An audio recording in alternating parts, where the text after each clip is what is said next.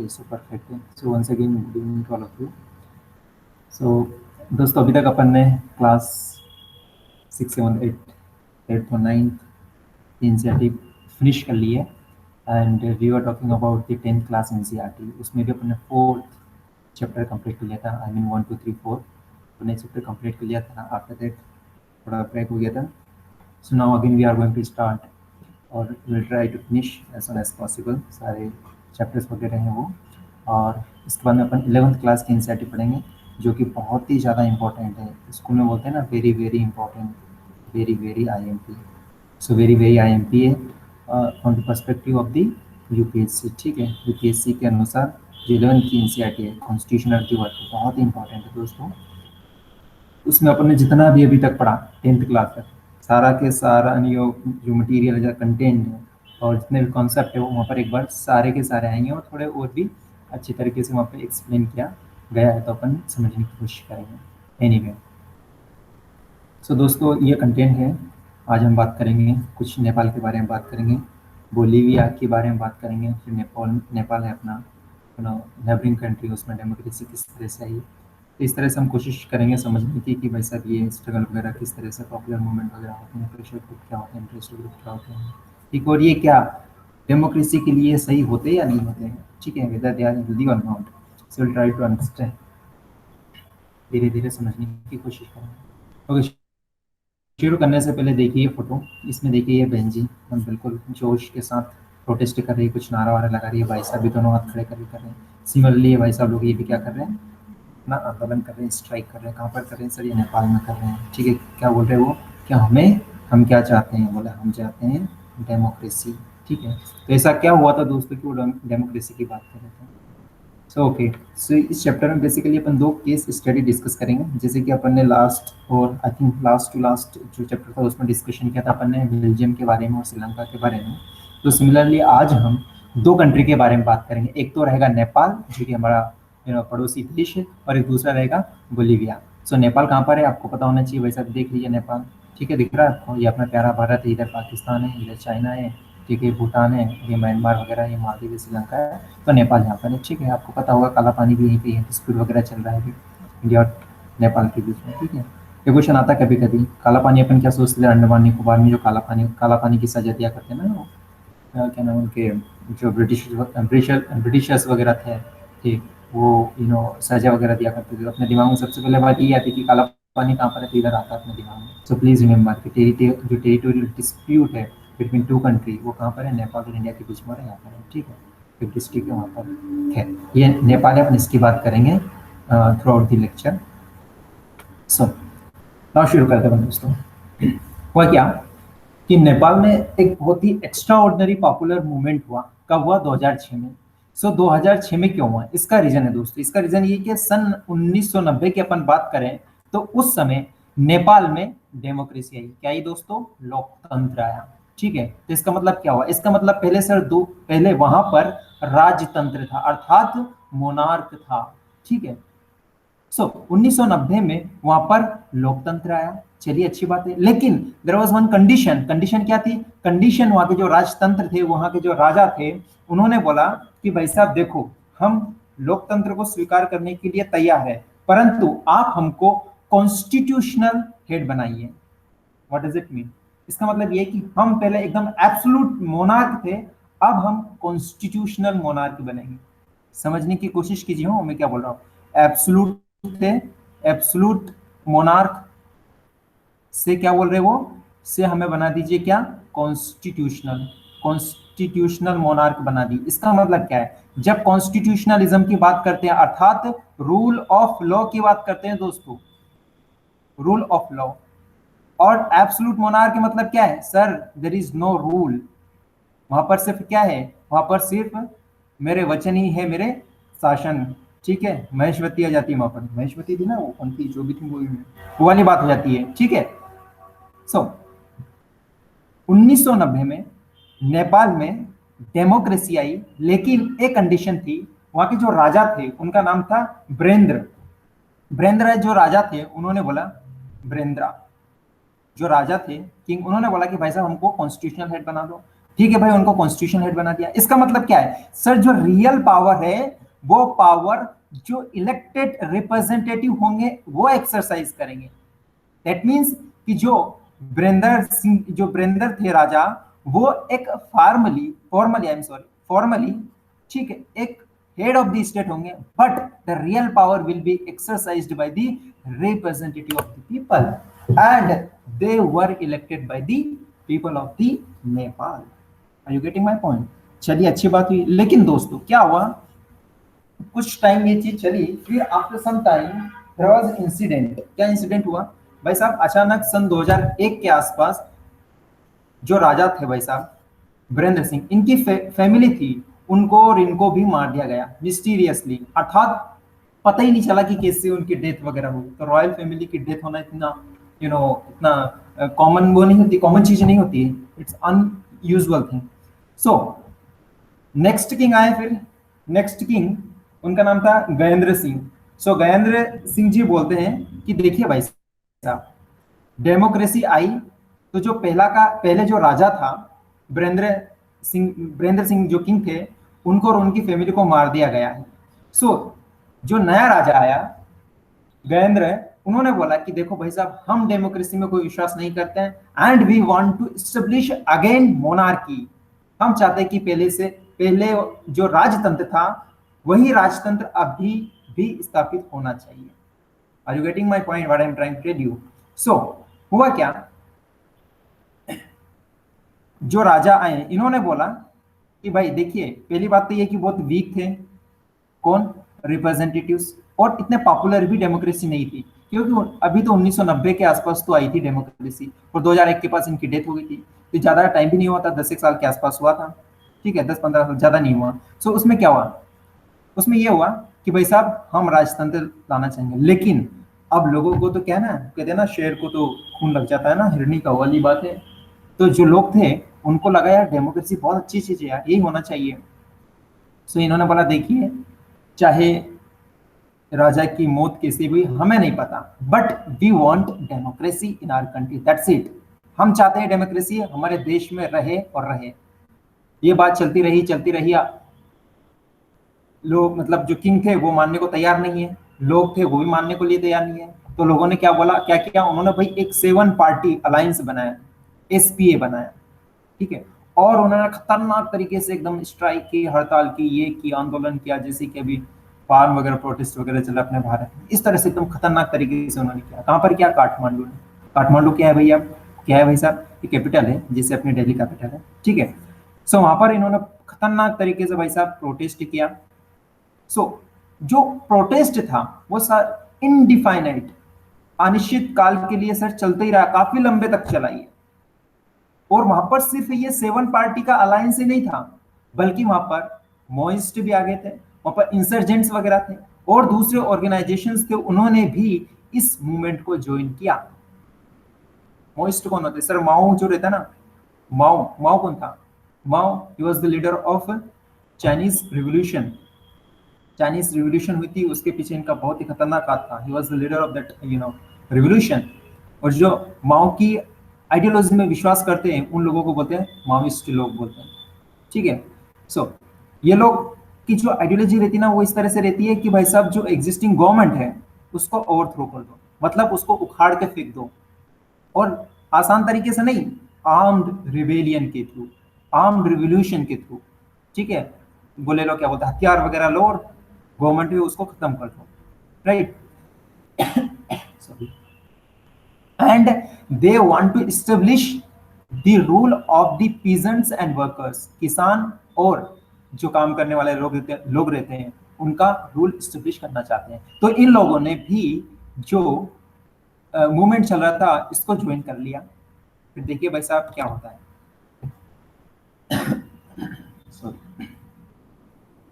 फिर होता क्या है कि अप्रैल की बात है 2006 के आसपास, उन्होंने अल्टीमेटम दिया किसको? किंग को दिया कि देखो भाई साहब, आप हमारी मांग को मान लीजिए। उन्होंने 3 बोली थी क्या, कि पहली बात तो ये कि पार्लियामेंट का रिस्टोरेशन करो, अर्थात पार्लियामेंट को वापस लेके आओ, ठीक है।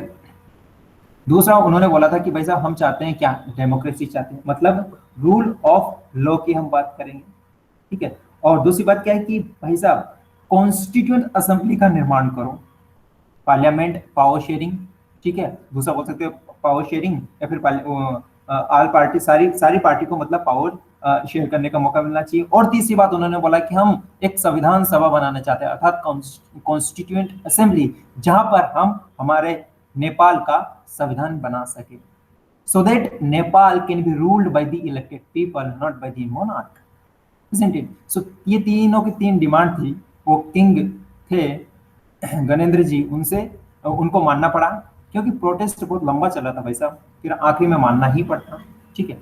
तो हुआ क्या भाई साहब, जो एसपीए पार्टीज थी, ठीक है, it was the alliance of the parties, उन्होंने, ये भाई साहब नाम है, ठीक है, गिरजा करके प्रसाद है, उनको न्यू सॉरी वो बनाया prime minister of the Nepal, interim government, ठीक है। जब ट्रांजिशन होता है ना, ट्रांजिशन होता है ना, उसको बोलते हैं इंटरिम गवर्नमेंट, ठीक है। जैसे कि न्यू गवर्नमेंट इलेक्ट होती है और दूसरी गवर्नमेंट पावर से बाहर जाती है, तो उसके बीच का जो टाइम रहता है, तो उसके लिए एक पीएम बनाया गया था, उनको बोला था क्या, प्राइम मिनिस्टर, सॉरी उनका नाम था ये, ठीक है, और इसको बोलते हैं interim government. So after some time उन्होंने बिल वगैरह पास किया, और जो पावर राजा के पास थी, most of the power king के पास थी, उन्होंने ले ली कि आपके पास ज्यादा पावर रहेगी नहीं, अब पावर रहेगी पार्लियामेंट के पास, लोगों के पास रहेगी, ठीक है। सो अब ये सारी चीजों के इसके बाद जो मोइस्ट लोग थे और जो अलायंस वगैरह थी, ठीक है, एसपी के लोग थे और दूसरे इंसर्जेंट ग्रुप थे और सारे लोग थे, उनके दिमाग में ये बात आई कि भाई साहब अब हमको एक कॉन्स्टिट्यूंट असेंबली बनाना चाहिए। क्यों? क्योंकि हम एक नया संविधान बनाना चाहते हैं। सो दोस्तों 2008 में उन्होंने कॉन्स्टिट्यूंट असेंबली बनाई और उन्होंने संविधान को बनाया, और संविधान को ना केवल बनाया बल्कि उन्होंने जो मोनार्क नाम की चीज थी उसको कंप्लीट तरीके से खत्म कर दिया, अबलिश्ड कर दिया, और नेपाल था वो एक फेडरल डेमोक्रेटिक रिपब्लिक बना। तो कहानी आपको समझने की बात यहाँ पर कि 1990 से कहानी शुरुआत हुई, वहां पर डेमोक्रेसी आई, फिर 2001 में जो राजा था, कॉन्स्टिट्यूशन हेड था, उसकी डेथ हो गई, फिर 2006 में खतरनाक तरीके से प्रोटेस्ट हुआ, आंदोलन हुआ, फिर 2008 में किंग को मानना ही पड़ा, 2 साल तक खतरनाक तरीके से आंदोलन वगैरह चलता रहा, और यहाँ पर मोनार्क था उसको कंप्लीट खत्म कर दिया, और एक नेपाल क्या बन गया, रिपब्लिक डेमोक्रेटिक फेडरल कंट्री करके ना, ठीक है। ये तो एक केस स्टडी हुई किसकी, ये हुई नेपाल की, ठीक है। अब हम बात करेंगे दूसरे देश की, ठीक है। पहली बात तो इससे सीखने को क्या मिलता है, इसमें सीखने को कुछ अच्छे पॉइंट्स मिलते हैं, वो मैं आपको नेक्स्ट स्लाइड आएगी, नेक्स्ट 3-4 स्लाइड की बात आएगी उसमें बताऊंगा। But what I am trying to tell you my dear friend, कि आपका जो एग्जिस्टेंस है इन द डेमोक्रेसी सिर्फ राइट टू वोट तक ही सीमित नहीं है। Whenever required you have to participate in the public affair, आपको पब्लिक अफेयर में पार्टिसिपेट करने की भी जरूरत है। फॉर एग्जाम्पल, अगर ये सारे लोग प्रोटेस्ट नहीं करते तो क्या नेपाल में डेमोक्रेसी वापस आती?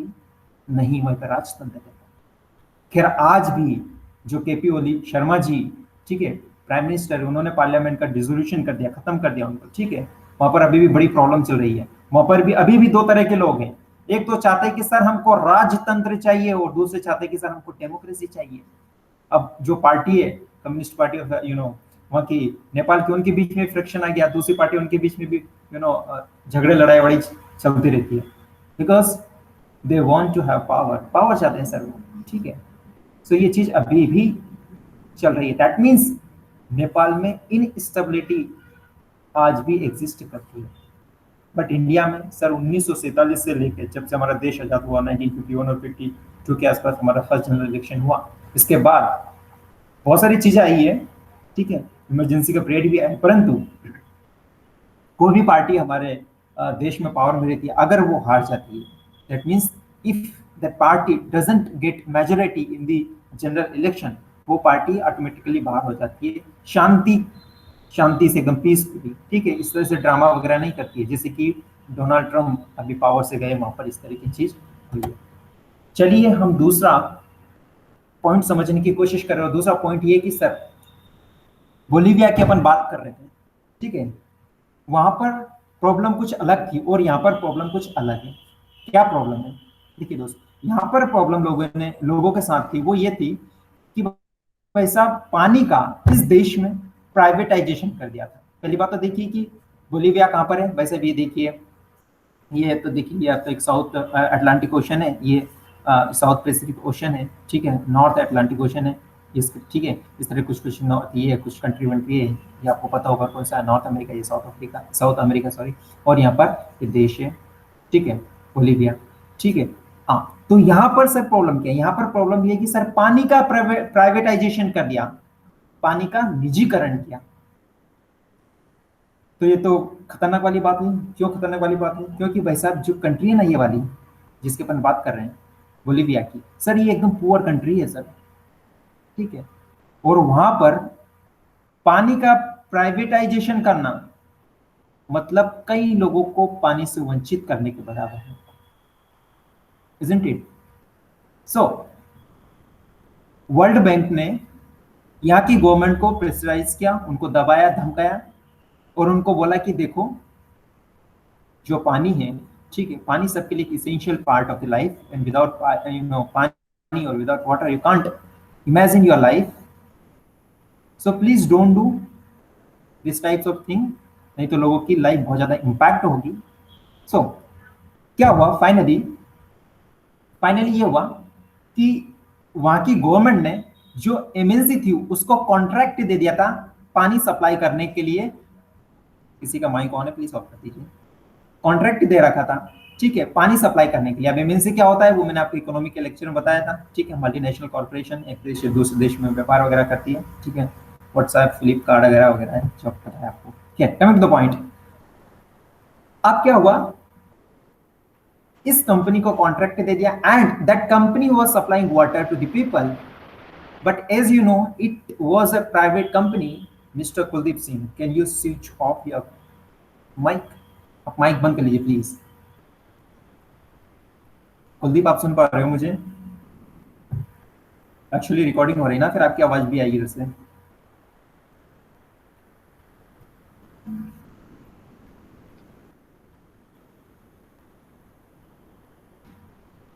ओके। गाने चलाने से सो क्या हुआ फिर? कंपनी ने फिर क्या हुआ? कंपनी को ये, कंपनी एक्चुअली क्या है, प्रॉफिट गेन करना चाहती थी, and they were selling water. Water को सेल कर रहे थे more than 4 times and 5 times than the previous value. So what was happening here is that the cost of the water has increased drastically, and the income of the people was around 5,000 per month, और जिनका पानी का bill वो 1,000 per month आ रहा था। So it was not easy for the common people to afford water for their survival. बड़ी दिक्कत वाली बात थी, ठीक है। फाइनली जो वर्ल्ड बैंक और दूसरी जो एमएनसी, जो अपनी इंटरनेशनल ऑर्गेनाइजेशन वगैरह है, उन्होंने उसको प्रेशराइज किया, और बाद में वहां की जगह से जो कॉन्ट्रैक्ट वगैरह कंपनी के साथ किया था उसको विड्रॉ करना पड़ा, ठीक है। ये इतना आसान तरीके से नहीं हुआ। वहां पर सर बहुत ही पॉपुलर प्रोटेस्ट हुआ, 2000 की बात है ये। लोगों ने बोला कि भाई साहब पानी पानी के लिए आपने कॉन्ट्रैक्ट दे दिया, यार शर्म की बात है।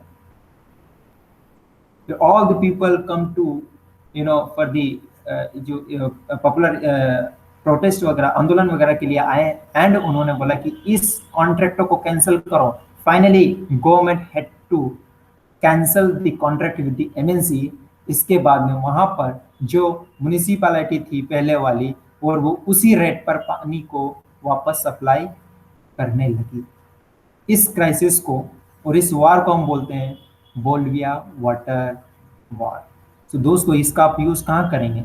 आप इसका यूज ऐसे में कीजिए, या फिर आप फंडामेंटल राइट की बात करते हो अपने कॉन्स्टिट्यूशन में, water right to life, here also you can use कि इस तरह की सिचुएशन नहीं होना चाहिए। बेसिक नीड्स, जल जंगल जमीन वाली बात करते हैं ना अपन। जस्ट ए सेकंड ना।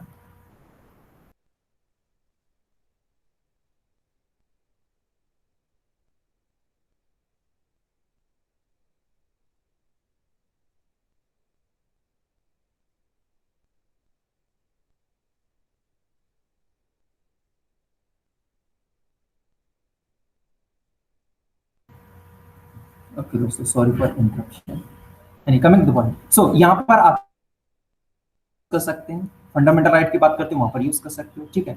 एथिक्स में भी यूज कर सकते हो आप, ठीक है। इस तरह की केस स्टडी क्यों यूज कर सकते हो कि भाई अनएथिकल चीजें तो यार, मतलब पानी ही नहीं दे रहे हो आप खुद, आपकी कंट्री में आपके सिटीजन को पानी नहीं दे रहे हो, सर ये एथिकल है, ये नैतिकता है?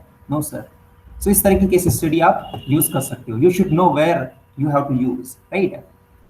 नाउ दोस्तों अपन थोड़ी सी अब बात करते हैं कि जो डेमोक्रेसी और पॉपुलर स्ट्रगल्स वगैरह है, ठीक है, इनका क्या महत्व होता है और इनसे हम क्या लेसन सीख सकते हैं। तो देखिए सर, पहली बात तो ये है कि नेपाल और जो दूसरी कंट्री थी बोलीविया, इसमें प्रॉब्लम्स थी सर वो डिफरेंट डिफरेंट थी, ठीक है। नेपाल में क्या प्रॉब्लम थी सर, वहां पर डेमोक्रेसी को वो इस्टेब्लिश करना चाहते थे। Whereas if you talk about the Bolivia, तो यहां पर सर जो उनकी इलेक्टेड गवर्नमेंट थी, डेमोक्रेटिक गवर्नमेंट थी सर, वही उनको उनके अधिकार से वंचित कर रही थी, इजंट इट। यहाँ तो डेमोक्रेसी सर एकदम पूरा पॉलिटिकल सिस्टम की बात थी, और यहाँ पर it was just one part of the democracy, but लोगों को बाहर आना पड़ा। People had to come for the protest, ताकि जब सरकारें बहरी हो जाए, जब उनको सुनाई नहीं दे, तो आंदोलन के माध्यम से उनको सुनाना पड़ता है। और दोनों केस में सर एकदम मास मोबिलाइजेशन था।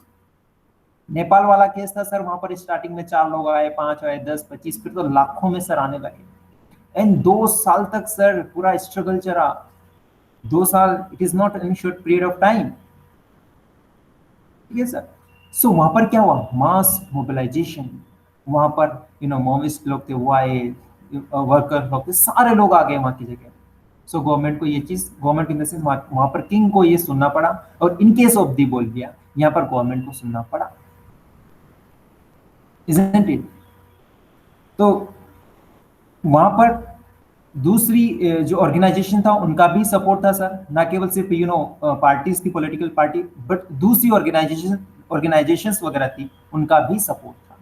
So what we can learn from this two countries study, case study I would say. देखिए सर, पहली बात तो ये कि democracy evolves through the popular movements और struggles. Now question is how. Sir democracy हमेशा विकसित होती है जो बड़े बड़े आंदोलन होते उनसे। कैसे सर, एग्जांपल मैं आपको देना चाहूं तो apartheid system in South Africa. Nelson Mandela क्या बोला उन्होंने, भाई there should not be discrimination on the basis of the skin. Colour के आधार पे तुम भेदभाव कर रहे हो, शर्म की बात है। सर कितने साल तक उन्होंने स्ट्रगल किया, अपनी यूथनेस थी, और आई वुड से जो उनकी एक अडल्ट लाइफ थी, इसके बाद उन्होंने sir more than 28 years he spent in the jail. Sir struggle खतरनाक चला सर। इसके बाद में आपको पता तो 1990 1990s वाला दशक था, 1993 के आसपास वहां पर डेमोक्रेसी स्टेब्लिश हुई, and he was become the first black president of the South Africa. So क्या हुआ सर, डेमोक्रेसी इवॉल्व हुई वहां पर, इजंट इट। इसी तरह से सर एग्जांपल, अभी का एग्जांपल एकदम ताजा ताजा, 2-4 दिन पहले आपने न्यूज में पढ़ा होगा, म्यांमार में सर क्या हुआ। वहां पर सर डेमोक्रेटिक सेटअप था पहले से, and that was the elected government, but it was overthrown by the military generals. Sir military का रोल चला होता। I don't know what will happen in the future, but as far as I'm concerned about this issue, I would say कि sir यहाँ पर definitely protest होगा, और हो रहा है प्रोटेस्ट है, और इसके बाद में वापस सर वहां पर डेमोक्रेसी को एस्टेब्लिश किया जाएगा। बिकॉज आसपास के देश है सर, जैसे अपन बात करते हैं कि India is also democratic country है, नो डाउट। नेपाल की बात कर लो, आसपास के देश की बात करो, तो सर बताओ ये यहाँ बताओ, ये मिलिट्री रूल में रहना चाहेंगे? It's kind of impossible sir. Bangladesh, फिर पाकिस्तान की तो क्या ही बात करें। तो यहाँ पर भी इस तरह की चीज फ्यूचर में होने की पॉसिबिलिटी है। If you read international relation तो आपको ये चीज समझ में आएगी। यस, यू कैन प्रेडिक्ट कि it can happen, but you can't say कि यही होगा, यही तो you can't say, you can't ensure sir. So याद रखिए, पॉपुलर स्ट्रगल वगैरह वगैरह होते हैं, आंदोलन वगैरह होने दीजिए, अच्छी बात है, उससे लोकतंत्र मजबूत होता है। क्योंकि सरकारें को सुनाना पड़ता है, नहीं तो वो डिक्टेटरशिप बन जाएगी, डिक्टेटरशिप सरकार हो जाएगी sir. That is not good for the democracy. Now second point, sir democratic conflict is resolved through the mass mobilisation. हाँ सर, बिल्कुल सही बोल रहा हूँ मैं। सर जब मास का मोबिलाइजेशन होता है ना, तब कितना भी बड़ा कॉन्फ्लिक्ट हो उसको रिजोल्व कर लिया जाता है। कैसे कैसे? देखिए दोस्तों, पहली बात तो कि अगर चुटका मुटका सा काइंड ऑफ स्मॉल डिस्प्यूट अगर है, तो अपन उसको अपने पार्लियामेंट में या फिर जुडिशरी में जाकर उसको रिजोल्व कर लेते हैं। लेकिन सर पार्लियामेंट और जुडिशरी वो खुद विवाद में फंसे हो, तो सर वहां पर रेजोल्यूशन लाना इतना आसान नहीं होता है। फिर वहां पर solution sir, we have to take solution from the outside, that means from the people. We have to take solution from the people, we the people of the Nepal. हम भारत के लोग नहीं, हम नेपाल के लोग। उन्होंने ये किया क्यों? क्योंकि सर वहां पर जो डेमोक्रेटिक सेटअप था उसको ही मारने के लिए वो तैयार नहीं थे, नहीं मानना चाहते थे वो। ठीक है, तो फिर क्या लोगों ने प्रोटेस्ट किया। सोल्यूशन कहां से आया? फिर प्रोटेस्ट से। फिर मोनार्की से क्या हुआ? फिर वापस डेमोक्रेसी आई। तो सोल्यूशन क्या? आपको जुडिशियरी, वहां के नेपाल की जुडिशियरी थी, उन्होंने बोला नहीं सर। पार्लियामेंट में उन्होंने बोला कि डेमोक्रेसी वापस लाओ, नो सर, इनकी बात तो मानी ही नहीं गई। फिर किसने बोला? सर वहां के लोगों ने। सो क्या कहना चाहता हूं मैं आपको? मैं कहना ये चाहता हूं दोस्तों, the real power comes from the people. किससे आता है सर? पीपल से। आपने पढ़ा होगा इंडिविजुअल विल, या फिर पीपल्स विल। लोगों की जो चाह रहती है ना, विश रहती है ना, उन्हीं के पास रियल पावर होती है sir. Isn't it? That should be understood. And आपको यही पता होना चाहिए कि भारत का जो संविधान है वो पावर कहां से लेता है सर? जो गवर्नमेंट रहती है, ठीक है, जुडिशरी रहती है, स्टेट गवर्नमेंट हो या फिर three tyres of the government setup है, उसमें तीनों की तीनों गवर्नमेंट है, वो पावर कहां से लेती है? कॉन्स्टिट्यूशन से, संविधान से। परंतु संविधान पावर कहां से लेता है sir? We the people of India, अर्थात भारत के लोगों से लेता है। If people want to change in the constitution India, in the constitution of India, definitely they can change, but directly नहीं sir, indirectly through their representatives. And कई बार अपन ने किया है। सो रियल पावर किसके पास होती है? लोगों के पास। इसलिए जब जब कॉन्स्टिट्यूशनल जो इंस्टीट्यूशंस रहते हैं वो क्राइसिस में है, तो सर उस समय सोल्यूशन उनके पास से नहीं आता है, सोल्यूशन लोगों के पास से आता है। Are you getting my point? Now अब लोग भी हो सकते हैं उसमें, पॉलिटिकल पार्टीज वगैरह हो सकती है, प्रेशर ग्रुप हो सकते हैं, मूवमेंट, ये वो सारे लोग उसमें हो सकते हैं, इजंट इट? जो कि अपन ने एग्जांपल देखा नेपाल के केस में। चलिए अब मोबिलाइजेशन एंड ऑर्गेनाइजेशन की अपन बात करते हैं। तो देखिए दोस्तों, पहली बात अपने को समझने की ये है कि जब पॉलिटिकल अफेयर की अपन बात करते हैं, if you talk about the political sphere, then you can participate through two ways. पहला तो डायरेक्ट वे होता है और एक होता है इनडायरेक्ट वे। कैसे? डायरेक्ट मतलब ये कि सर आप एक पॉलिटिकल पार्टी बना लो and you can contest the election वगैरह आप कंटेस्ट करो, then if you win the election then you can go to the parliament, और जिसका भी आप इलेक्शन लड़ो उस बॉडी में चले जाओगे आप, isn't it? That is the direct way. But what is indirect? Indirect way is that my dear friend, you can influence the government को आप इन्फ्लुएंस कर सकते हो, या फिर उसको दबा के रखते हो कि sir what I am saying that should be implemented by your government. मेरी बात समझ में आ रही है आपको? मैं बोलना चाह रहा हूं कि भाई साहब इनडायरेक्टली वे से आप कैसे इन्फ्लुएंस कर सकते हो? इन्फ्लुएंस कर सकते हो सर, कैसे? Through your interest, through your organisation, isn't it? जब आपका इंटरेस्ट, आपकी बात गवर्नमेंट से मनवाने की कोशिश करते हो या फिर गवर्नमेंट मान जाती है, तो हम उसको बोलते हैं सर इंटरेस्ट ग्रुप या फिर प्रेशर ग्रुप। अर्थात आपने गवर्नमेंट को प्रेशर लगाया सर, उनको। किसी का आवाज आ रही है? बंद कर लीजिए मोबाइल प्लीज। तो इस तरह से क्या करते हैं कि वो अपने इंटरेस्ट की बात करेंगे और अपने इंटरेस्ट में गवर्नमेंट से पॉलिसी फॉर्मुलेशन के लिए कहेंगे। उन्हीं को बोलते हैं सर इंटरेस्ट ग्रुप या फिर प्रेशर ग्रुप, इजंट इट? सो इस तरह के सारे लोग इकट्ठे हो जाते हैं एक साथ और फिर वो अपनी बात को रखते हैं। क्या इंडिया में इंटरेस्ट ग्रुप है, प्रेशर ग्रुप है? सर बहुत सारे हैं। कैसे? अपन समझेंगे आगे। सो ये प्रेशर ग्रुप बेसिकली क्या है? एक indirect way of participating in the political affair. ठीक है, राजनीति के क्षेत्र में अगर आप पार्टिसिपेट करना चाहते हो तो आप इंडिविजुअली करो या फिर किसी संस्था का हिस्सा बनो, then you can participate in the political sphere and that will be indirect way. Sir ये अप्रत्यक्ष वे होगा, प्रत्यक्ष नहीं होगा। प्रत्यक्ष का तो तब होगा तब आप इलेक्शन लड़ोगे, ठीक है, इस तरह की चीजें करोगे, बड़ी बड़ी बातें करोगे, भाषणबाजी करोगे, ये वाली बात। तो प्रेशर ग्रुप और मूवमेंट में कोई डिफरेंस होता है? Yes my dear friend, there is little difference between the pressure group and movement. Sir छोटी छोटी चीज है, लेकिन छोटी छोटी चीज अगर आपको समझ में आएगी ना, मजा आ जाएगा। पहली बात है कि सर मैंने जैसे आपको बताया कि जो प्रेशर ग्रुप होते हैं, प्लीज किसका माइक कौन है, प्लीज प्लीज प्लीज प्लीज बंद कर दिए भाई साहब। चलिए हमने आपको म्यूट कर दिया।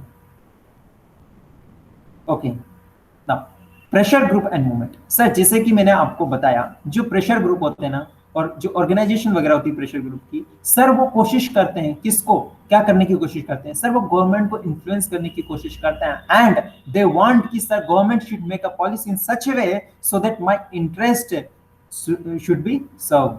मेरा इंटरेस्ट को ध्यान में रखते हुए गवर्नमेंट को पॉलिसीज बनाना चाहिए, isn't it? बट ये पॉलिटिकल पार्टी से डिफरेंस होते हैं। पॉलिटिकल पार्टी होती है वो डायरेक्ट इलेक्शन लड़ती है, जैसे बीजेपी की बात करते हैं, कांग्रेस की बात करते हैं, एक्स और वाई जेड, ये पार्टी की बात करते हैं। मतलब क्या है सर, ये पॉलिटिकल पार्टी है, they are not pressure group, they are participating in the political affair directly, इसलिए उनको बोलते हैं पॉलिटिकल पार्टीज। और जो इनडायरेक्टली पार्टिसिपेट करते हैं पॉलिटिकल अफेयर में, उनको प्रेशर ग्रुप बोलते हैं। बट वो चाहते हैं कि सर हमारी बात को आपकी पार्टी के थ्रू मनवाई जाए, isn't it? तो उनका जो प्रेशर ग्रुप रहता है ना, उनका सर कोई उद्देश्य नहीं होता है कि हम डायरेक्टली पॉलिटिकल पावर को शेयर करें या पॉलिटिकल पार्टी में मर्ज हो जाए या फिर पार्टिसिपेट करें। वो तो बाहर से ही करते रहते हैं। एग्जाम्पल में देने की कोशिश करता हूं तो देखो, ऑक्यूपेशनल लोग होते हैं, उनका एक इंटरेस्ट ग्रुप हो सकता है, ठीक है, लेट्स से लॉयर्स, ठीक है, बड़े बड़े वकील है, उनका एक ग्रुप हो सकता है। वो बोल सकते हैं कि भाई साहब मेरे बार काउंसिल में ये नियम बदलो, ऐसा करो। या फिर इंजीनियर्स वगैरह हैं, वो बोलते हैं कि भाई साहब देखो हमारे इंजीनियर का पूरा ऑल ओवर इंडिया का ग्रुप है, ठीक है, ये हमारा एक pressure group kind of interest group है, और आप इस तरह की पॉलिसी बनाएं कि कोई भी जो कंपनी वगैरह है हमको हायर और फायर ना करें, मतलब उनकी इच्छा हो तब हमको जॉब में ले ले और उनकी इच्छा हो तब जॉब से निकाल दे। इस तरह के कानून वगैरह नहीं होना चाहिए, ठीक है, रिजिड होना चाहिए, एक बार जॉब में ले लिया तो निकालना बहुत मुश्किल होना चाहिए। इस तरह की ये चीज कर सकते हैं। I am just telling you example, right? So जो प्रेशर ग्रुप होते हैं सर, जो ऑर्गेनाइजेशन होती है, वो एक कॉमन इंटरेस्ट के आधार पर एक साथ रहते हैं, ठीक है। कोई नर्स वगैरह हुआ तो नर्स का कोई फॉर्मेशन होगा, डॉक्टर्स हो गए तो डॉक्टर्स का फॉर्मेशन हो गया, फिर वो स्ट्राइक वगैरह करते हैं, ठीक है। It is a kind of pressure group. या फिर एलीट क्लास का ले लो, लेट्स से कि मुकेश अंबानी टाइप के लोग हो गए, बड़े बड़े, ठीक है, अडानी अंबानी टाइप के लोग हो गए, बिजनेसमैन हो गए ये लोग, इनका एक प्रेशर ग्रुप होगा।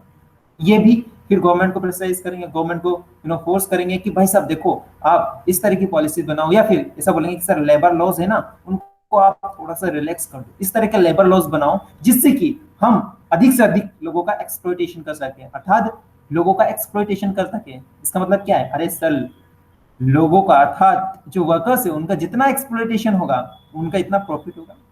एक्सप्लॉइटेशन मतलब कैसा? लेट्स से कि पहले 100 रुपए इनको वेज में देना पड़ता था, अब बोल दो कि सर 75 रुपए ही देना, मिनिमम वेज सपोज 75 रुपए, सो 25 रुपीज का इनका कंपनी वगैरह उनका फायदा हुआ कि नहीं? बिल्कुल हुआ सर। तो ये एक तरह से क्या हुआ, जो वर्किंग क्लास लोग उनका शोषण ही तो हुआ।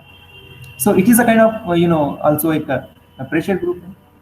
सो डिफरेंट डिफरेंट टाइप के प्रेशर ग्रुप हो सकते हैं, ठीक है।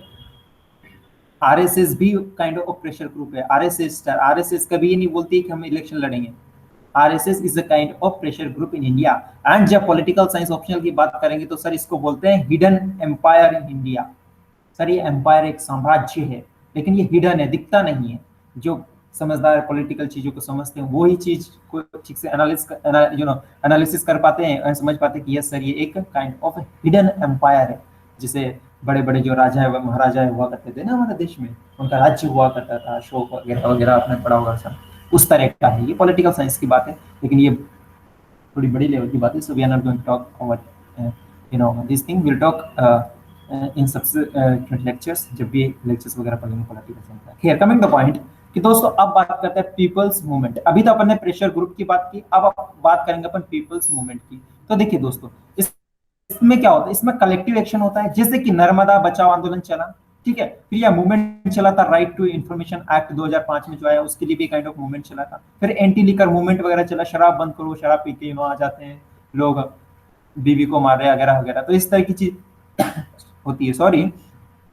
तो ये भी एक काइंड ऑफ क्या हुआ, मूवमेंट हुआ था। से महिलाओं का मूवमेंट वगैरह है, इन्वायरमेंट मूवमेंट वगैरह है, ठीक है। ये क्या है, काइंड ऑफ मूवमेंट है सर। सो डिफरेंस क्या हुआ sir, difference, there is little difference between the pressure group and the movement. वो क्या है sir, and movement and pressure group दोनों ही गवर्नमेंट को इन्फ्लुएंस करने की कोशिश करते हैं without participating in the political affair directly. लेकिन डिफरेंस ये है दोस्तों, जो मूवमेंट होता है ना, मूवमेंट्स होते हैं ना सर, उसका लूज ऑर्गेनाइजेशन होता है, इतना स्ट्रॉन्ग ऑर्गेनाइजेशन नहीं होता है जिससे कि प्रेशर ग्रुप का होता है, ठीक है। और जो उनका जो डिसीजन होता है वो एक काइंड ऑफ इनफॉर्मल होता है, फ्लेक्सिबल होता है, isn't it? और ये एक स्पॉन्टेनियस होता है, मतलब तुरंत, ठीक है। जैसे नर्मदा बचाओ आंदोलन, ठीक है, स्पॉन्टेनियस था सर, ठीक है, मतलब तुरंत शुरू हो गया, तुरंत खत्म हो गया, इस तरह की बात है। लेकिन जो इंटरेस्ट ग्रुप होते हैं सर, ये स्पॉन्टेनियस नहीं होते हैं। जैसे लोयर्स का ग्रुप कोई बना है, प्रेशर ग्रुप बना है, तो सर इसमें आज से 50 साल भी कोई बंदा आएगा लॉयर बनेगा, तो सर वो इधर ही इंक्लाइन होगा कि ये मेरा ग्रुप है। जैसे कोई इंजीनियर है, तो इंजीनियर का कोई ग्रुप है, तो बोलेंगे कि हाँ सर मैं इंजीनियर ही हूँ, तो मेरा ग्रुप ये हो गया, तो it is kind of pressure group. But इस तरह के जो नर्मदा बचाओ या फिर ऐसा करो वैसा करो, एंटी लिकर वाला, ये क्या है, ये सर तुरंत, मतलब तुरंत इन द सेंस की शॉर्ट पीरियड ऑफ टाइम में स्टार्ट होते हैं और कुछ टाइम बाद खत्म हो जाते हैं। सो एक स्पेसिफिक इशू बेस्ड होते हैं।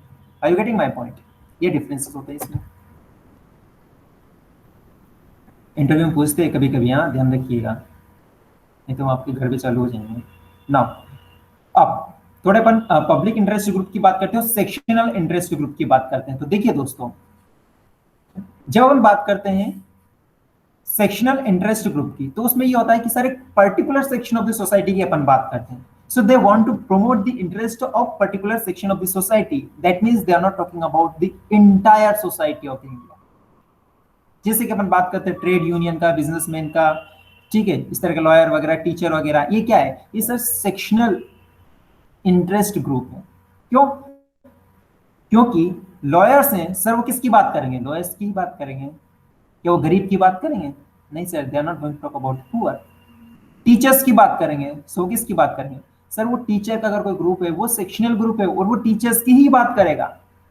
Apart from teacher they are not going to talk about the doctor के बारे में और बिजनेसमैन के बारे में और लॉयर्स के बारे में, ठीक है। सो ये काइंड ऑफ ये एग्जांपल्स हैं इसके, किसके, सेक्शनल इंटरेस्ट ग्रुप की।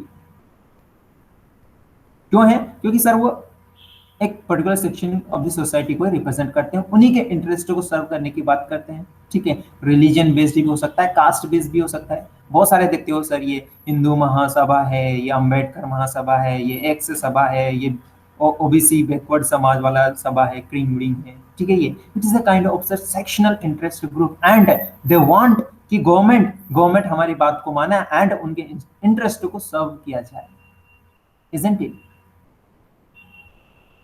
but their principle concern in the betterment of well-being of their member, not society in general.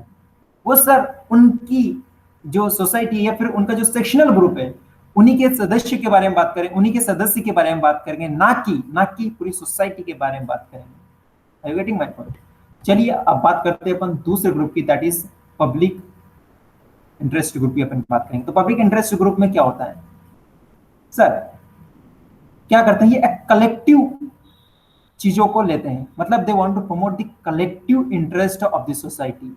वो चाहते हैं कि सबका साथ सबका विकास, है ना।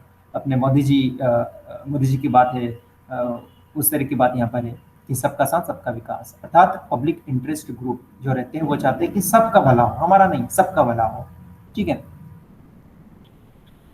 एग्जाम्पल की बात करते हैं कि ग्रुप जो कोई ग्रुप है और वो चाहता है कि भाई जो बॉन्डेज लेबर होते हैं, ठीक है, जो बंदी लेबर होते हैं उनको भाई छुटकारा दिलवाना, ठीक है। सो एक पर्टिकुलर सोसाइटी से रिलेटेड नहीं है, ये एज पूरे सारी सोसाइटी के लिए है मतलब every section of the society के लिए, ठीक है। सोसाइटी एज ए इंडियन, मतलब इंडियन सोसाइटी के जितने भी लोग हैं उनके लिए बात करेंगे, या फिर यूनिवर्सल कर लिया तो उन्होंने बोला कि भाई देश विदेश में जहां पर भी इस तरह की चीजें हो रही वहां करा, वहां उनके अगेंस्ट हम आवाज उठाएंगे और उनको छुटकारा दिलाने की कोशिश करेंगे। तो ये क्या होगा, ये हो गया सर पब्लिक इंटरेस्ट ग्रुप।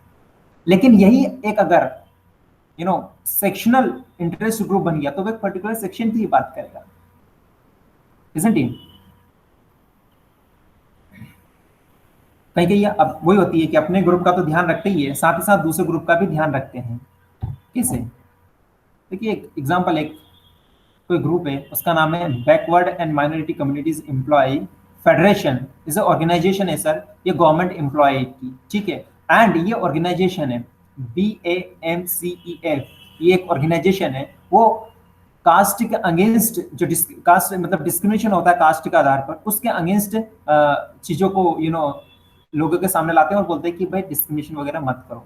जो प्रॉब्लम है उसको एड्रेस करने की वो कोशिश करते हैं, जो लोग डिस्क्रिमिनेशन से सफर हो रहे हैं उनके लिए, isn't it? सो क्या हुआ कि एक लेट्स से कि ये है बैकवर्ड एंड माइनॉरिटी की बात की गई सिर्फ, है ना, ठीक है। लेट्स से एक्स कम्युनिटी को बाहर रखा गया, तो यहाँ पर क्या है सर, ये अपनी कम्युनिटी की तो बात कर रहे हैं, बट साथ ही साथ वो एक सोशल जस्टिस की भी बात कर रहे हैं and social equality for entire society के लिए बात कर रहे हैं sir. Caste discrimination x community के लिए नहीं सर, YZ EFG जितनी भी कम्युनिटी है सर, कास्ट डिस्क्रिमिनेशन तो डिस्क्रिमिनेशन होता ही है, अब वो एक्स हो या वाई हो या जेड कास्ट हो। सो कहने का मतलब क्या है कि सर कुछ ग्रुप रहते हैं वो अपना मेंबर का ध्यान रखते हैं, साथ ही साथ दूसरे सेक्शनल की और दूसरी सोसाइटी के और दूसरी कास्ट के लोगों का भी ध्यान रखते हैं। सो कंबाइन चीज भी वो करते हैं, isn't it? Kind of public interest group है, बट ये चीज भी एग्जिस्ट करती है। अच्छी बात है भाई साहब। ओके, थोड़ा सा मूवमेंट ग्रुप के बारे में बात करते हैं। मूवमेंट ग्रुप्स की अपन बात करते हैं दोस्तों, एक इशू बेस्ड होता है, एक स्पेसिफिक इशू बेस्ड होता है, ठीक है। और उस इशू को ही वो अचीव करना चाहते हैं, और जैसे ही वो उनका गोल है या फिर उनका जो भी सिंगल मोटो है, ऑब्जेक्टिव है, अचीव हुआ है, इसके बाद में खत्म हो जाता है। जैसे कि अपन नर्मदा बचाओ आंदोलन की बात करते हैं, आप कोई बात करता, आप कोई बात नहीं करता, शुरू हुआ था खत्म हो गया, isn't it? लेकिन कुछ ग्रुप होते हैं वो चाहते हैं कि सर एक जेनेरिक मूवमेंट्स होते हैं और वो चाहते हैं कि लॉन्ग टर्म एक ब्रॉड पर्सपेक्टिव ब्रॉड गोल हो, उसको हम अचीव करने की कोशिश करते हैं, और with in short period of time नहीं सर, लंबे समय के लिए, ठीक है, कि लंबे समय तक कोई मूवमेंट चल रहा है, ठीक है, उससे हम आफ्टर 20 ईयर 25 ईयर्स हम चाहते हैं कि this kind of changes should come in the society, इस तरह की चीज आए। जैसे कि अपन मूवमेंट अगर बात करते हैं महिलाओं से हो, ठीक है, तो ये क्या हो जाएगा, ये काइंड ऑफ लॉन्ग टर्म वाला हो जाएगा, isn't it? मूवमेंट होगा। सो नेपाल की अपन बात करते हैं शर्मा की जगह, वो क्या था, एक स्पेसिफिक बेस्ड था, और वो क्या चाहते थे कि भाई साहब हमारा जो लोकतंत्र है उसी को ही वापस से रिस्टोर करो, हम नहीं चाहते कि हमारा देश एक राजतंत्र देश बने, isn't it? ये क्या था, तो ये सर एक स्पेसिफिक बेस्ड था, isn't it? नर्मदा बचाओ की अपन बात करते हैं भारत में, ये भी क्या एक स्पेसिफिक था। क्यों था सर, आपको पता होना चाहिए, नर्मदा नदी के ऊपर एक बांध बनाया जा रहा था, उसका नाम था सरदार सरोवर डैम, ठीक है। वहां पर एक बांध बनाया जा रहा था, उसके कारण काफी लोगों की जिंदगी थी वो अफेक्ट हो रही थी, and that is why people were protesting against this project, and they said कि sir please don't construct Sardar Sarovar dam on the bank of the river Narmada river, otherwise हमारी जो लाइफ वगैरह लाइवलीहुड वगैरह इम्पैक्ट होगी, ठीक है। तो उनका मतलब क्या था कि सर उनका उद्देश्य यही था कि सर ये कंस्ट्रक्शन हो रहा है, इसको होने से रोको, एक इशू बेस्ड आंदोलन था ये, ठीक है। सर इतने सारे आंदोलन की अपन ने बात की, मूवमेंट्स के बारे में बात की, प्रेशर ग्रुप के बारे में बात की, सेक्शनल प्रेशर ग्रुप के बारे में बात की, तो क्या आपको लगता है कि क्या ये हेल्दी, मतलब how do they influence politics, क्या पॉलिटिक्स किस तरह से इन्फ्लुएंस करते हैं सर? बिल्कुल पॉलिटिक्स को इन्फ्लुएंस करते हैं। कैसे सर? ये प्रेशर ग्रुप होते हैं और मूवमेंट होते हैं, वो पॉलिटिक्स के ऊपर एक प्रेशर करते हैं सर, प्रेशर एक्सर्ट करते हैं, ठीक है, डिफरेंट डिफरेंट तरीके से। कैसे?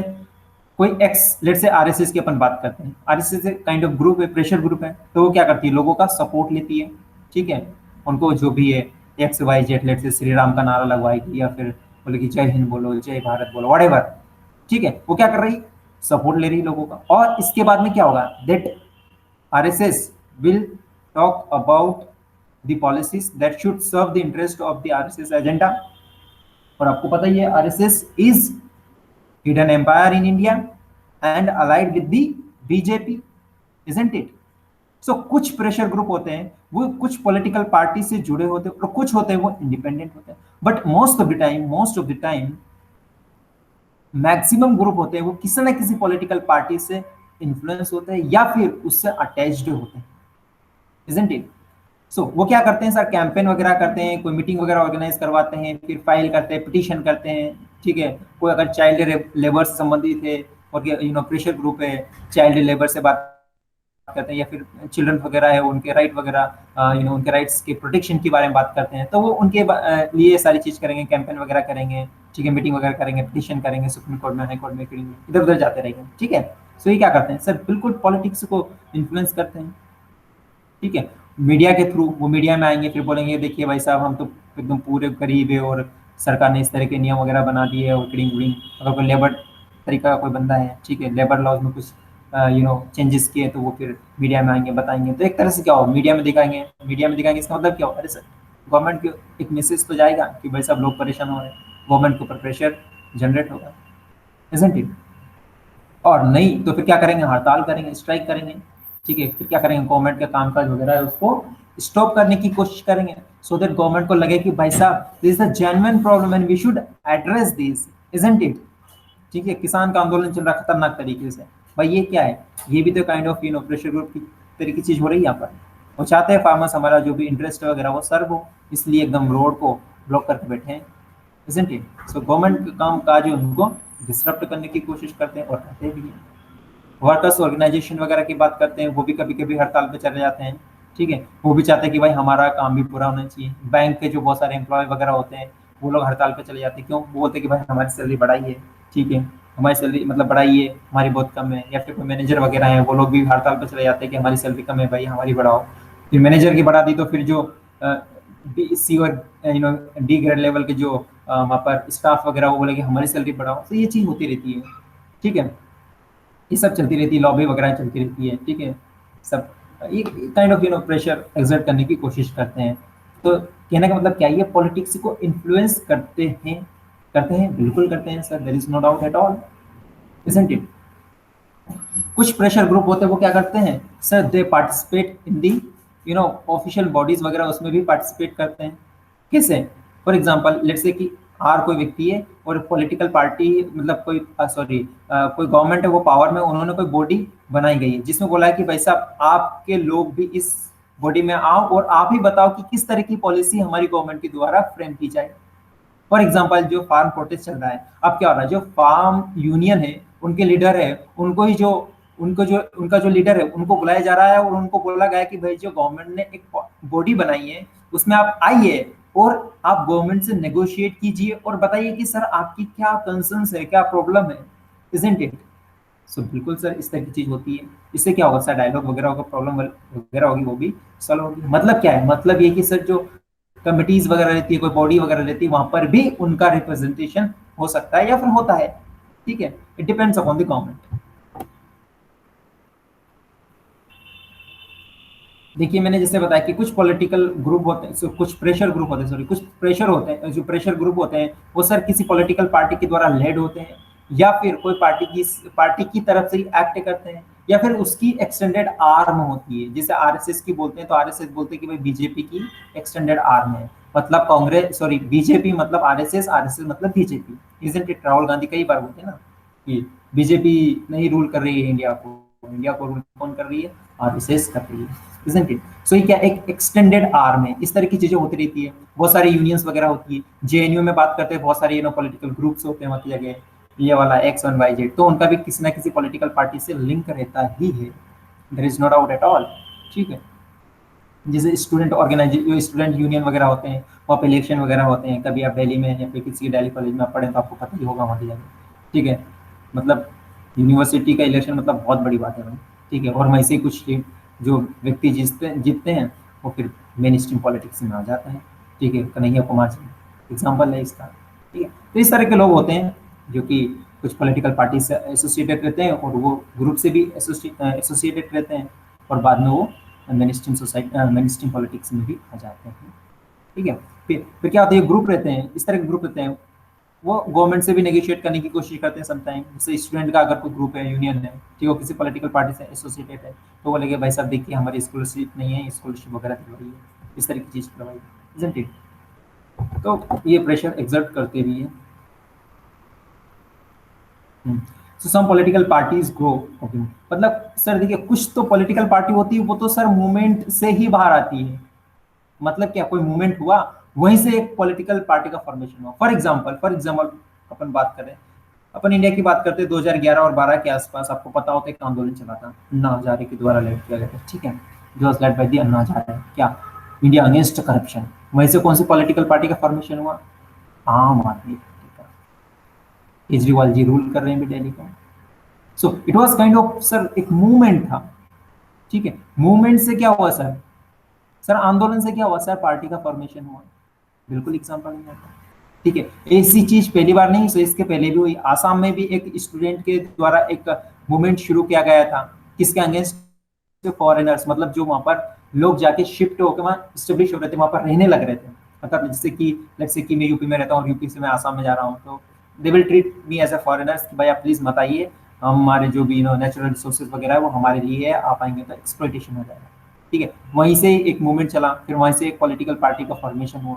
ठीक है, आसोम घना करके परिषद में किया गया फॉर्मेशन हुआ।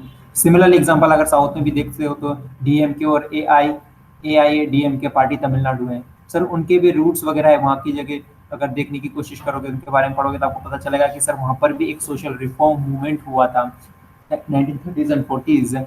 वहीं से ये पॉलिटिकल पार्टी का फॉर्मेशन हुआ, जो कि आज गढ़ है वहाँ की जगह खतरनाक तरीके से। ठीक है, सो मूवमेंट से भी सर, जो मूवमेंट्स वगैरह होते हैं सर, उनसे सर पॉलिटिकल पार्टीज जो रहती है, पॉलिटिकल पार्टीज रहती है, उनका फॉर्मेशन होता है। उनका एग्जांपल ये दो तीन, कभी आप कमेंट्स में लिखना रहे तो बिल्कुल लिखिए सर कि मूवमेंट से पॉलिटिकल पार्टी का फॉर्मेशन होता है, और हाउ दे इन्फ्लुएंस, तो बिल्कुल बताइए कि सर ये है, और लेटेस्ट एग्जांपल ये दीजिए आम आदमी पार्टी का, और ये एग्जांपल दीजिए, इजंट इट। चलिए अच्छी बात है। अब बात करते हैं क्या ये डेमोक्रेसी के लिए अच्छी बात है? तो देखिए पहली बात है सर, इनिशियली बात तो ये कि सर ये हेल्दी नहीं है। क्यों नहीं है? रीजन की भाई साहब लेट्स से कोई सेक्शनल ग्रुप है, ठीक है, एक particular section of the society है, वो particular section of the society के इंटरेस्ट को सर्व करेगा। ठीक है, विच is not good for the democracy. ठीक है, क्यों? क्योंकि भाई डेमोक्रेसी में सबका ही भला होना चाहिए, सबका साथ सबका विकास होना चाहिए। ठीक है, तो इसका मतलब क्या है, जो प्रेशर ग्रुप होते हैं सेक्शनल, स्पेशली जो सेक्शनल ग्रुप्स होते हैं, सेक्शनल इंटरेस्ट ग्रुप्स होते हैं, उनके पास पावर तो बहुत होती है but without responsibility. So they are possessing power without responsibility which is not good for the democracy. तो ये नहीं होना चाहिए, इनिशियली तो ये बात की जाती है। लेकिन अगर अपन बात करते हैं कि भाई साहब, अपन दूसरी बात करते हैं जैसे पॉलिटिकल पार्टी वगैरह होती है, ठीक है, जो क्या करती है, इलेक्शन में पार्टिसिपेट करती है। ठीक है, इसका मतलब क्या है कि सर जो पॉलिटिकल पार्टी होती है वो अकाउंटेबल होती है टू दी पीपल, बट जो मूवमेंट्स वगैरह होते हैं, प्रेशर ग्रुप्स वगैरह होती है सर, वो इस तरह का कोई इलेक्शन वगैरह कुछ नहीं लड़ती है। ठीक है, लड़ती है क्या? नहीं लड़ती है सर, इलेक्शन वगैरह कंटेस्ट करती नहीं है, तो इसलिए वो लोगों क्या जो रहती है प्रति अकाउंटेबल भी नहीं रहती है। ठीक है, so they are getting power without responsibility which is not good, isn't it? But ये क्या मूवमेंट्स वगैरह होते हैं, प्रेशर ग्रुप वगैरह होते हैं, वो लोगों का सपोर्ट, कभी फंड वगैरह सपोर्ट वगैरह भी लेते हैं, कभी नहीं भी लेते हैं, डिपेंडिंग अपॉन योर ग्रुप, किस तरह इन्फ्लुएंस कर पाते हो आप। ठीक है, सर पहला फेज है कि भाई ये चीज नहीं होना चाहिए, क्योंकि इनके पास पावर होती है, लेकिन पावर क्यों होती है? क्योंकि ये इन्फ्लुएंस करते हैं अपनी बात मनवाने के लिए गवर्नमेंट को। But on the other hand अपन बात करते हैं, जो प्रेशर ग्रुप और मूवमेंट्स होते हैं ना, वो क्या करते हैं सर, डेमोक्रेसी को और भी स्ट्रेंथन करते हैं, एकदम मजबूत करते हैं। करते हैं कि नहीं? बिल्कुल सर करते हैं सर। क्यों? एग्जाम्पल आप नेपाल का देखिए, वहाँ पे मोनार्क था, इसके बाद वापस डेमोक्रेसी लाया कि नहीं लाया सर? सो बस बिल्कुल सर चाहिए प्रेशर ग्रुप, इस तरह के मूवमेंट्स वगैरह होना चाहिए, इजंट इट? सो इस तरह की चीज होना चाहिए, इस पॉइंट से ये बात निकल के आती है। सो बैलेंस्ड व्यू रखना चाहिए कि भाई साहब होना भी चाहिए, नहीं भी होना चाहिए, बट अगर फॉर ऑल, जब एक कॉमन कॉज के लिए, कॉमन चीज के लिए कोई मूवमेंट वगैरह होता है, तो that should be supported, isn't it? ये वाली बात की जा रही है, ताकि क्या हो, putting pressure on the rulers is not an unhealthy activity in the democracy as long as everyone gets this opportunity.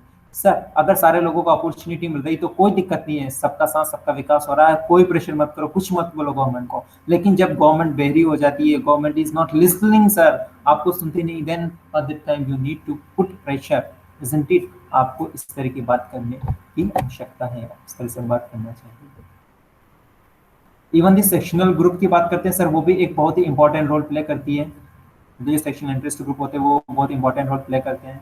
क्यों? क्योंकि सर देख क्या होता है कि डिफरेंट डिफरेंट सेक्शनल ग्रुप होते हैं, ठीक है, वो अपनी अपनी प्रॉब्लम लेके आते हैं एंड वो चाहते हैं कि हमारी जो प्रॉब्लम है उसका कोई सोल्यूशन हो, या फिर हमारा गोल है उसको अचीव होना चाहिए, ठीक है। वो चाहते हैं कि हम सोसाइटी में डोमिनेट करें, डोमिनेंस स्टेब्लिश करना चाहें। फिर दूसरा ग्रुप आएगा, वो बोले कि नहीं नहीं, आप हमारी बात को मानिए, ठीक है। दोनों ग्रुप आएंगे, वो आपस में क्या लड़ते झगड़ते रहेंगे, बिल्कुल लड़ेंगे झगड़ेंगे, ठीक है। तो मतलब क्या हुआ, ए ग्रुप और बी ग्रुप दोनों अपनी बात मनवाने के लिए गवर्नमेंट के पास गए। ए ने बोला कि हमारा काम कीजिए, बी ने बोला हमारा काम कीजिए। तो इसका मतलब क्या हुआ सर, गवर्नमेंट को दोनों साइड से ही प्रेशर आ रहा है, तो गवर्नमेंट इस तरह का वे निकालेगी जिससे कि दोनों का भला हो सके, ठीक है। isn't it? इससे क्या होगा, इससे ये होगा my dear friend, there will be balance of power, balance of power रहेगा सर, ठीक है। क्यों? क्योंकि लेट्स से कि ए ही गवर्नमेंट के पास गए और बी नहीं गए, तो सर गवर्नमेंट किसके फेवर में लॉ बनाएगी, ए के अगेंस्ट, बी के सॉरी बी के फेवर में लॉ बनाएगी, बी के अगेंस्ट रहेगा फिर वो, isn't it? तो सारी की सारी पॉलिसी ए को फेवर करेगी, again it is not good. तो इसलिए कोई भी ग्रुप है, ए और बी और सी है, अगर वो गवर्नमेंट के पास जा रहा है तो बिल्कुल जाना चाहिए, बी सी जितने भी हो, और उसको प्रेशराइज और उसको प्रेशर देने की आवश्यकता है, ताकि वो इस तरह की पॉलिसीज बनाए जहाँ पर बैलेंस ऑफ पावर रहे, बैलेंस ऑफ पावर रहे, ताकि क्या हो, ताकि जिनका भी जो कॉन्फ्लिक्ट वगैरह है उनको रिजोल्व कर सके, उनको अकोमोडेट कर सके, इजंट इट? और उनका इंटरेस्ट वगैरह उनको सबको एक जगह अकोमोडेट कर सके, ठीक है। एग्जांपल बेल्जियम वाला अपन ने देखा था, सब लोग चाहते हैं कि हमारी भाषा को ज़्यादा महत्व दो, हमारी भाषा को ज़्यादा महत्व दो, लेकिन उन्होंने इंटेलिजेंट के साथ काम किया एंड उन्होंने सारी प्रॉब्लम को सॉल्व किया। इस तरह से चीज़ें ध्यान रखना चाहिए। फिर ये क्वेश्चन है, इस प्रश्न का आंसर बताइए। यहीं पे कहानी समाप्त होती है, लेकिन इससे 2-3 पॉइंट 4 पॉइंट है जो आपको समझने की आवश्यकता है। वो ये है कि माय डियर फ्रेंड, पहली चीज तो ये कि भाई साहब, अपन ने शुरू नेपाल की बात की थी, तो नेपाल में क्या हुआ सर, डेमोक्रेसी। नेपाल की अपन बात करते हैं तो पहले क्या हुआ सर, राजतंत्र अर्थात मोनार्क की अपन बात कर रहे थे, मोनार्क से फिर क्या हुआ सर, डेमोक्रेसी आई, ठीक है। तो वहाँ पर खतरनाक स्ट्रगल हुआ सर, बिल्कुल होना चाहिए। स्ट्रगल क्यों जरूरी है सर? क्योंकि डेमोक्रेसी को स्ट्रेंथन करते हैं, डेमोक्रेसी को मजबूत करते हैं। अपन ने फिर बोल्विया की बात की थी, तो बोल्विया में सर क्या होता है सर, वाटर क्राइसिस हुआ था, इसको बोलते हैं बोल्विया वाटर क्राइसिस या वार भी बोलते हैं सर। वहाँ पर क्या, वहाँ पर इलेक्टेड गवर्नमेंट थी, उन्हीं ने ही अपनी जनता वगैरह थी उनको पानी वगैरह नहीं दे रहे थे। सो वर्ल्ड बैंक वगैरह बड़ी जो इंटरनेशनल ऑर्गेनाइजेशन और बॉडीज वगैरह, उन्होंने प्रेशर डाला कि भाई साहब ऐसे मत कीजिए आप। फिर वहाँ की जगह से कॉन्ट्रैक्ट वगैरह उसको कैंसिल किया, फिर सारी चीज़ नॉर्मल हुई।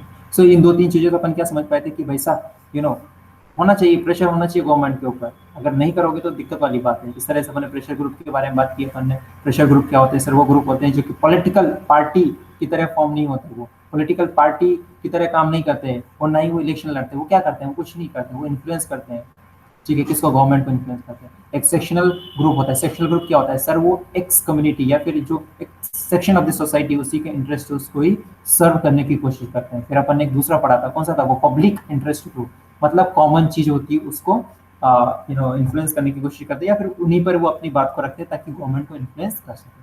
और बाद में अपन ने पढ़ा कि हेल्दी होता है कि नहीं, तो यस होता भी है, नहीं भी होता है। अगर फॉर और अगेंस्ट में पॉइंट लिखे तो अपन अगेंस्ट में जो डिस्कस किया उनको लिखे, फॉर के बारे में बात कर लेते, जो फॉर मतलब फेवर वाली बात की, तो वो वाला पॉइंट यहाँ पर लिखे, ठीक है। सो ये 3-4-5 पॉइंट है, ये आपको समझने की आवश्यकता है। ये आप कहीं भी यूज कर सकते हो whenever you want to write about the democracy और स्ट्रगल वगैरह मूवमेंट के बारे में लिखना है, तो बिल्कुल बिल्कुल आप यहाँ के एग्जाम्पल दीजिए। और अगर आप एनसीईआरटी के एग्जाम्पल दे रहे हो तो भाई इससे अच्छा तो कुछ हो नहीं सकता। एक कहावत है हिंदी में, क्या बोलते हैं, सोने पे सुहागा, तो ये वाली बात है। So it will be nice, examiner को अच्छा लगेगा कि चलो अच्छी बात है, एनसीईआरटी खैर। That's you know that's all from my side. अगर आपका कोई प्रश्न है तो प्लीज पूछिए। किसी का प्रश्न है? नहीं है तो इस प्रश्न का आंसर बताइए, क्या होता? सुनाई दे रहा आप लोगों को? Are you listening me? Yes sir. बताइए, आंसर बताइए, इसका क्या होगा?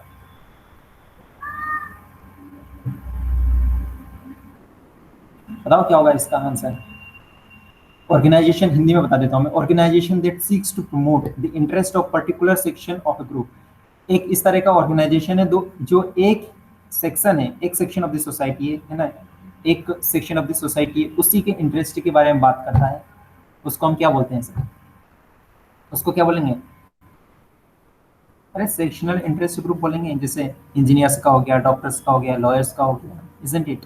कास्ट बेस्ड हो गया, एक्स कास्ट, वाई कास्ट, वो क्या करेंगे अपने ही सोसाइटी के, अपनी कास्ट के जो भी इंटरेस्ट वगैरह उसी को सर्व करने की कोशिश करेंगे, इजंट इट। ये हो गया। बी का देखो, organisations that seek to promote the common interest. Common interest की बात करते हैं, सबके साथ सबका विकास वाली बात करते हैं, इसका मतलब क्या हुआ? Interest group. बिल्कुल पब्लिक इंटरेस्ट ग्रुप हो गया। इसका आंसर क्या होगा? Struggle launched for the resolution of social problem with और विदाउट एन ऑर्गेनाइजेशनल स्ट्रक्चर। कोई स्ट्रक्चर नहीं है तो क्या होगा? पॉलिटिकल पार्टी या ना, मूवमेंट। पॉलिटिकल पार्टी नहीं, पॉलिटिकल पार्टी का तो एकदम स्ट्रक्चर होता है, ठीक है, बीजेपी का हेडक्वार्टर होता है, कांग्रेस का हेडक्वार्टर होता है, उनके पास ऑर्गेनाइजेशन होता है, स्ट्रक्चर होता है पूरा। लेकिन मूवमेंट का होता है क्या? मैंने बताया ना, मूवमेंट का क्या होता है, एक इशू बेस्ड होता है वो तो, नर्मदा बचाओ आंदोलन, है ना। और इसका आंसर तो यही हो जाएगा, क्योंकि organisation that mobilise people with new, ठीक है, view to win the election, है ना, विन द पॉलिटिकल पावर वगैरह, मतलब क्या पॉलिटिकल पार्टी है, इजंट इट। चलिए अगला प्रश्न का आंसर बताइए, मैच द लिस्ट, इसको आपको मैच करना है। पहला है प्रेशर ग्रुप। प्रेशर ग्रुप मतलब क्या होता है? Long term movement. Long term movement की बात की थी मैंने, क्या होता है सर? महिलाओं से संबंधित है, ठीक है, इक्वल वेज की बात करो, ये करो, तो इसका तो ये हो जाएगा। प्रेशर ग्रुप का मतलब क्या हो जाएगा? जिसका भी नहीं चला प्लीज बंद कर दो यार। सिंगल सिंगल इशू बेस्ड है, मतलब कौन सा था? नर्मदा बचाओ है कि नहीं? सिंगल सिंगल था, इसका एक इशू था। और फिर प्रेशर ग्रुप का क्या हो जाएगा? पॉलिटिकल पार्टी का क्या हो जाएगा? प्रेशर ग्रुप से क्या होता? प्रेशर ग्रुप तो ये आ जाएगा फर्टिलाइजर लीडर एसोसिएशन, ठीक है। अरे प्रेशर ग्रुप होगा एक तरह से, ये बोलेगा भाई हमको फर्टिलाइजर वगैरह ले रहे हैं, हमको सब्सिडी दो, ये करो वो करो। और पॉलिटिकल पार्टी, ठीक है, आसोम गणायक परिषद ये बनाता है, कहाँ से बनाता है? आसाम में बनाता है, जहाँ की जगह क्या कहता है, जो स्टूडेंट थे उन्होंने एक मूवमेंट किया था अगेंस्ट दी फॉरेनर्स, ठीक है, वैसे ये पॉलिटिकल पार्टी का फॉर्मेशन हुआ, जैसे कि 2011-12 में आम आदमी पार्टी का फॉर्मेशन हुआ। 10वां लास्ट क्वेश्चन बताइए, consider the following statement about the pressure group and parties. Pressure group और पार्टी के बारे में ये स्टेटमेंट है, उनको कंसीडर करना है, उनको पढ़ना है और समझना है, और इसका आंसर बताओ क्या होगा। Pressure group are the organised expression of the interest and view of the specific social section. ये बात सही है या गलत है? मतलब क्या, प्रेशर ग्रुप होते हैं वो ऑर्गेनाइज्ड एक्सप्रेशन होता है किसी भी सोसाइटी, व्यू अगर एक्सप्रेस करना है एक स्पेसिफिक सोशल सेक्शन का। दूसरा है कि pressure group take position on political issue. क्या जो प्रेशर ग्रुप होते हैं वो पॉलिटिकल इशू को इन्फ्लुएंस करने की कोशिश करते हैं? अरे करते तो है यार, पोजीशन लेते हैं ना वो। मैंने बताया था नहीं आरएसएस के एग्जांपल लेके, आरएसएस बोलता है कि भाई चलो ऐसा बनाओ, तो बीजेपी बोलती है हाँ भाई हाँ जी बिल्कुल आपने वोट दिलवाए हम, इस तरह की बात हो जाती है। All all pressure groups are political party. Sir pressure group political party होते ही नहीं है, इजंट इट। हाँ तो ये तो गलत हो गया, सो ये ए एंड बी आंसर होगा, ठीक है, A and B should be answer. Okay so that's all from my side, thank you so much everyone. किसी का कोई प्रश्न है तो प्लीज, अदरवाइज क्लास नहीं खत्म करें। किसी का प्रश्न है? नो, चलो thank you so much everyone, see you tomorrow.